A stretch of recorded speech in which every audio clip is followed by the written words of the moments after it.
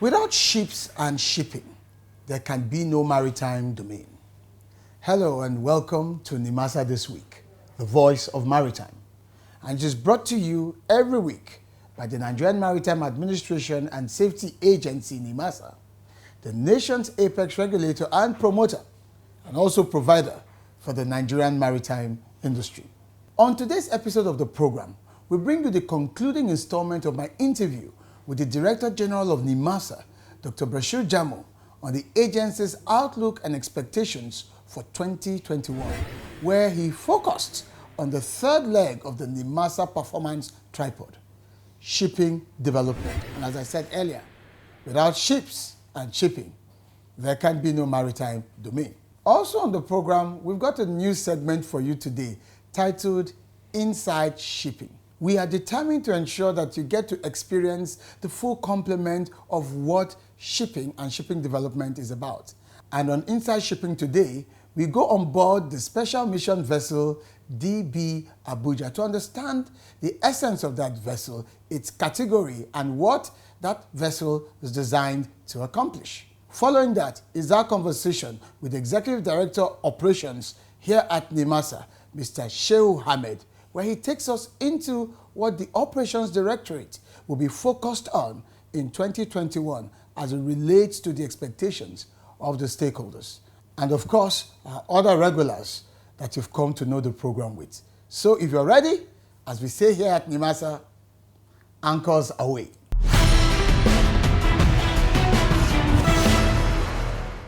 Captain Taiwo Akinpelumi. I'm the MD and CEO of Oceanic Energy Limited. I'm a master mariner. You are watching Nimasa This Week, the voice of maritime.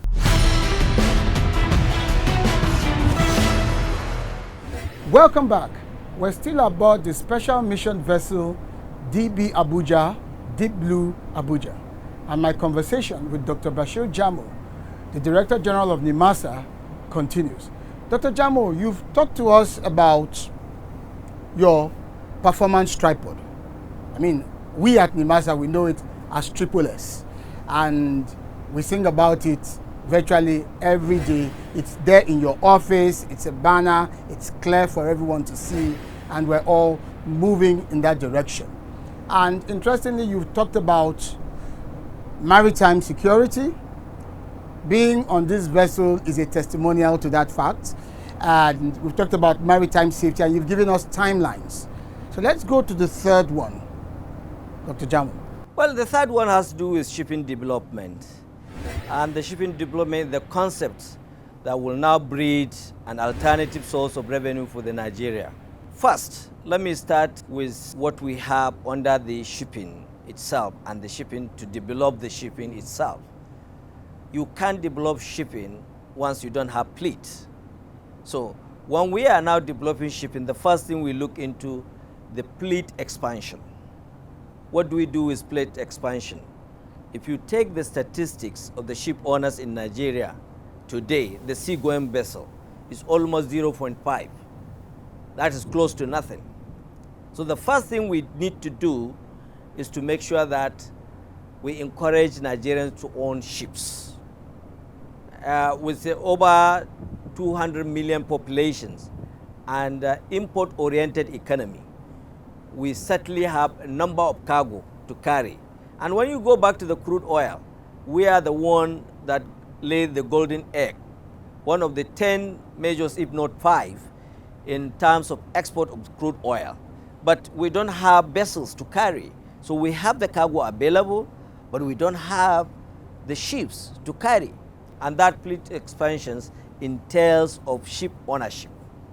So in terms of ship ownership, the Honorable Minister of Transportation inaugurated committee for us to look at the gray areas of our own cabotage vessel financing fund, which is popularly known as CVFF guidelines, and see where we have some lacunas and kind of bottlenecks. So when he looked at that, he inaugurated a committee chaired by me as DG Nimasa to go and look at the guidelines and propose a kind of amendment If need be, we have to go back to the National Assembly for the amendment.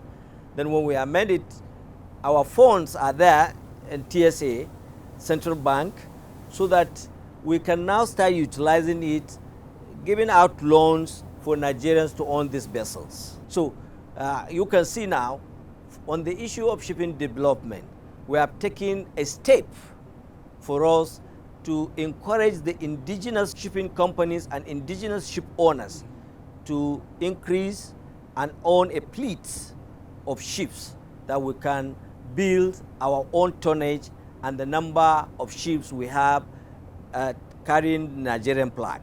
It's been estimated that about over 2,000 vessels do come across the Gulf of Guinea. But at the end of the day, 70% of those vessels came into Nigerian territorial waters. And we don't have the capacity to maintain those vessels. We don't have the capacity to service those vessels. The spare parts those vessels need, we don't have it. The bunkers that we have to provide for those vessels, we don't have. So it is my own belief and think that all these areas mentioned need to be looked into.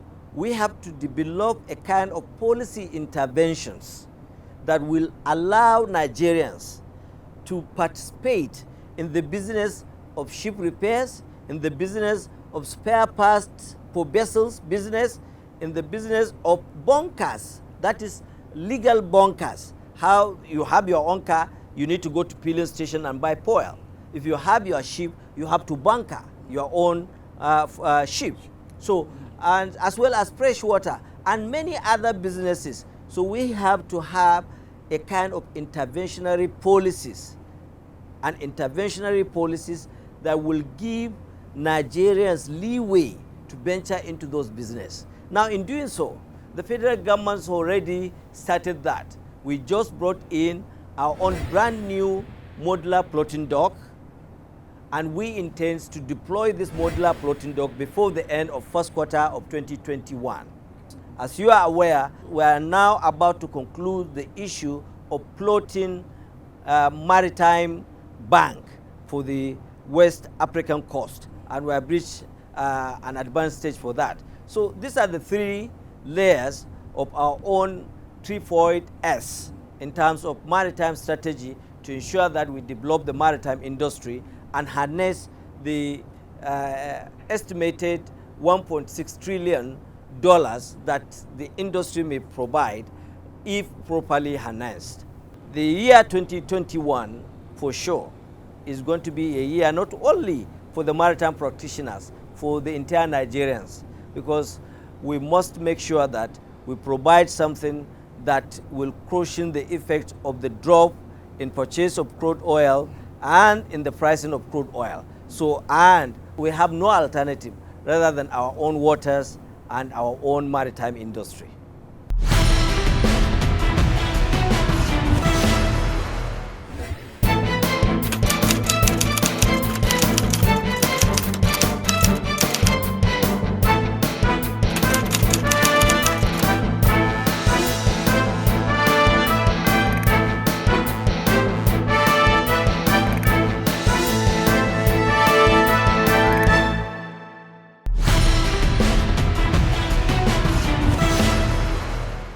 In case you're just joining us, the program is still Nimasa This Week, the voice of maritime.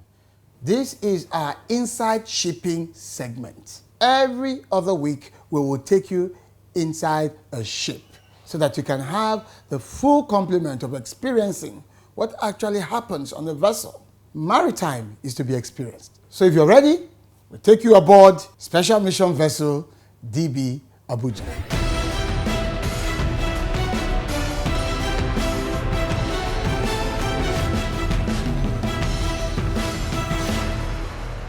Special mission vessels are two in number, the DB Abuja and the DB Lagos. These special mission vessels are the maritime components of the entire DB project. We have the air component too, we have the land component, and this aspect is the the one that deals with the assets for the maritime company.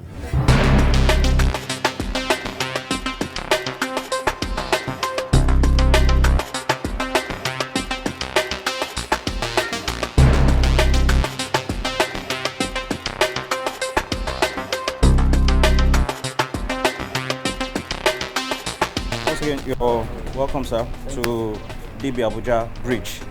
Sir, please have a seat here. This is a bridge for DB Abuja. DB Abuja is one of the special mission vessels for the Deep Blue project, and this ship arrived from the Netherlands December 2019. Right here is where the ship is being controlled. At this end, we have the navigation system all the way down to that end. So the propulsion system, that's the navigation system over there. So we have the entire West African coast, our own territorial waters. Everything is there electronically, and we can navigate within our waters and beyond on our own. So we also have all these, the GMDSS, Global Maritime Distress Signal, to receive distress signals that originate from IMO. What you have here is more like a machinery control room, but in a modern way. The ship's machineries and everything is being controlled from here. It's done by voice command as well.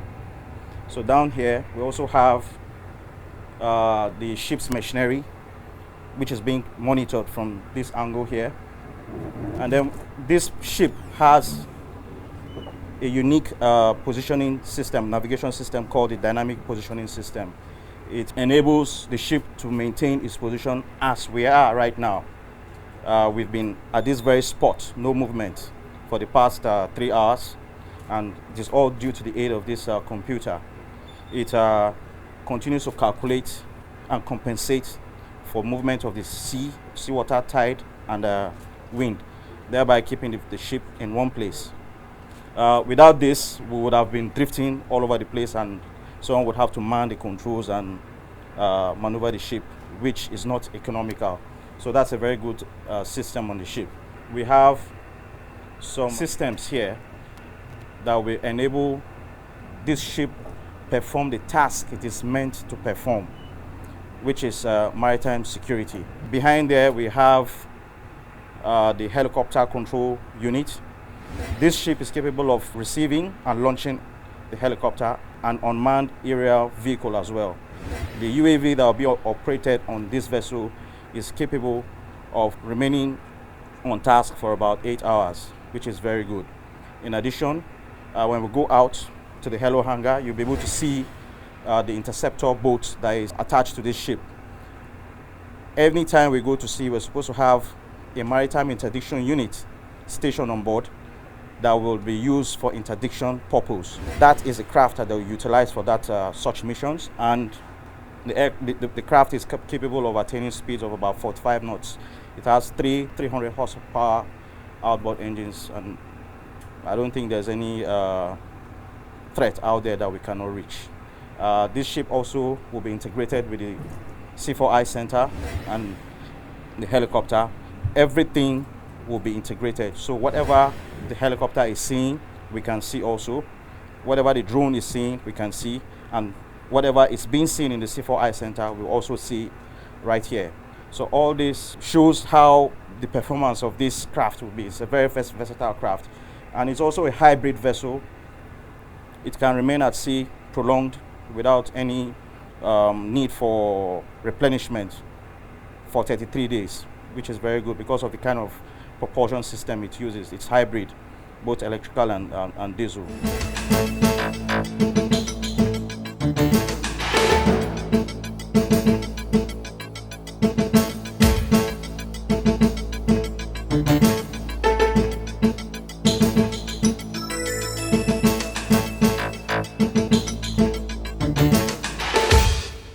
This is the first time we're having an articulated, robust initiative that engages all the security services, the Nigerian Army, the Nigerian Navy, the Nigerian Air Force, the Department of State Security, with Nimasa coordinating. We deemed it necessary that we should be able to articulate and put these various forces together, giving it a civilian coloration to see how we can take care of maritime insecurity, maritime pollution, and also deal with our obligations as a maritime administration with respect to the tenets and directives of the International Maritime Organization, the IMO.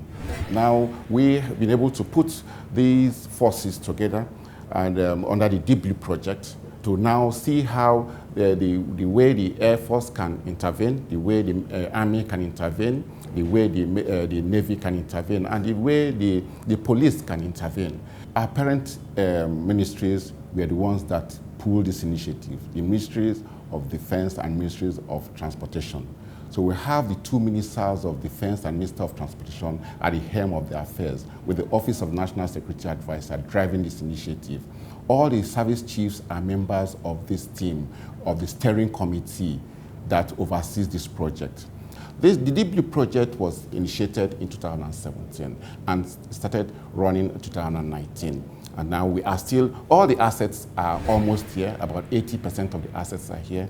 It's the COVID-19 that just made the issue that the special mission helicopters and the special mission vessel, every other asset that is required for this project is on ground. The Command and Control Center has been functional since August 2019, and that has been the brainchild of this project. So we hope that once we get the structures up in place, the SOP has been drafted, the organogram, everything, a Deep Blue commander is appointed, Nimasa takes its role, the Ministry of Transportation takes its role, the Ministry of Defense takes its role there. It's going to be very seamless because currently all ministries and the parastatals and the services involved in this whole initiative are cooperating at the maximum. Yeah, it should be the first time I feel that this agency will deliver to Nigerians the most expected, the much expected intervention in our maritime space with respect to maritime insecurity. We are looking forward to a situation whereby we can answer to most of the questions that are yet unanswered to the critical stakeholders who have been so tormented by the situation we have in terms of maritime insecurity in our maritime space, with extension to the Gulf of Guinea. You know how the outlook it has in the maritime space, but we are looking forward to a situation whereby the operators can, close their eyes and go to bed and make sure, and we know that their investments are well protected.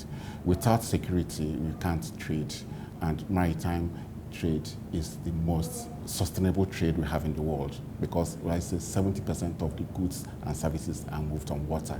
And if we can't protect our maritime domain to ensure that those investors can come here to invest in our maritime domain, it will be a wasteful venture because we have the endowment in terms of the coastlines, in terms of manpower, etc., in terms of resources. And I know the way the Chief Executive and Executive Management is looking forward to make sure that all that is expected of this project is delivered so that we can move on to the next stage.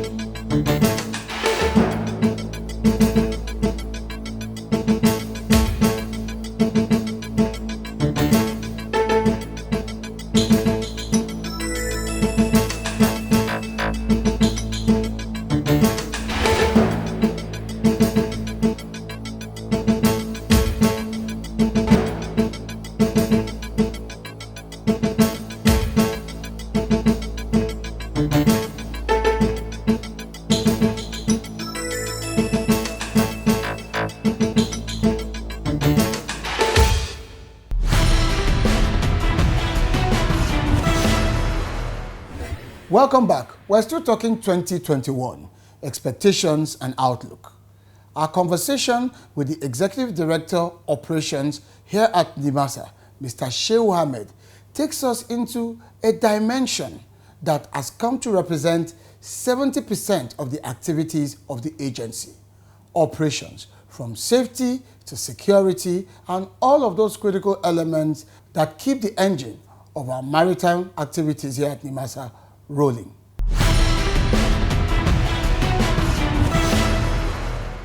In terms of the key challenges in 2020, everybody knows that the COVID-19 had impacted negatively in regards to a lot of our activities.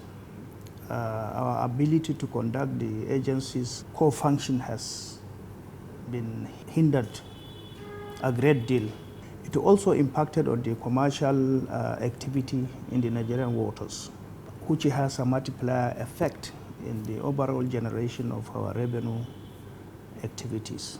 The other challenges that we do not have control is the challenge of the delay in implementing the global maritime distress and safety system in order for us to reposition the modular floating docks and then to revitalize the C4I. So these are some of the major challenges that I can able to quickly remember. We are expected to aggressively go the whole hog in trying to compensate the failure of 2020 to revitalize some of our desirable program, to expect the adoption of comprehensive measures designed to protect the Nimasa personnel, ship crew, and the stakeholders in the face of the continuing pandemic.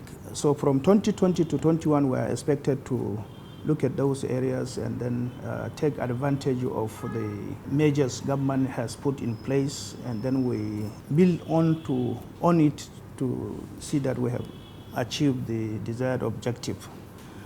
We are also expected to sustain and boost the enforcement capability in the area of anti-piracy operations in the Gulf of Guinea, anticipation of the operationalization of the Deep Blue Sea. We are expected to have completed in the first quarter on some of the remaining part of the Deep Blue Sea project, because majority of the assets have been delivered. We are expected to get the balance of the assets that are yet to be delivered. Now, in terms of the shipping development issue, when we came in, we reviewed and found that a lot of debts that are owed the agency.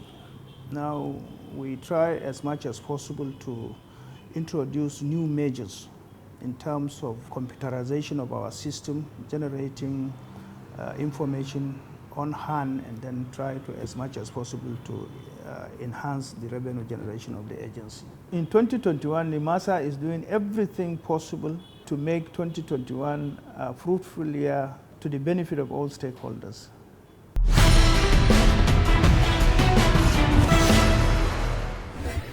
Indeed, there's a lot going on in Nigeria's maritime domain, and we'd like you to be a part of that conversation. I'd like to read you a tweet by the DG of Nimasa from his Twitter handle @Jamo Bashir. And it is with reference to his visit to the Accra of Badagry recently, in light of the planned Badagry Deep Sea Port. And he says, seaports are the gateways to economic prosperity. More seaports mean more seaborne trade, more ships, tonnage, revenue, and even employment. Thank you, Accra of Badagry, for your hospitality and generosity in allotting at Nimasa official a land to build a base for Nimasa's operations in anticipation of the planned deep sea port. So we can continue the conversation with the DG of Nimasa at his Twitter handle @Jamo Bashir. Likewise, you can follow Nimasa on all of our official social media handles @Nimasa Official. And of course, you can visit our website to find out more and to know where you can key into what's going on presently in the Nigerian maritime space.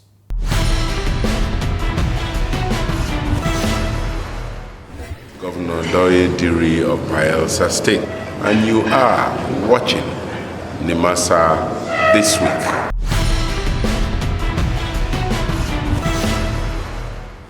We hope you've enjoyed today's episode of the program, Nimasa this week, the voice of maritime.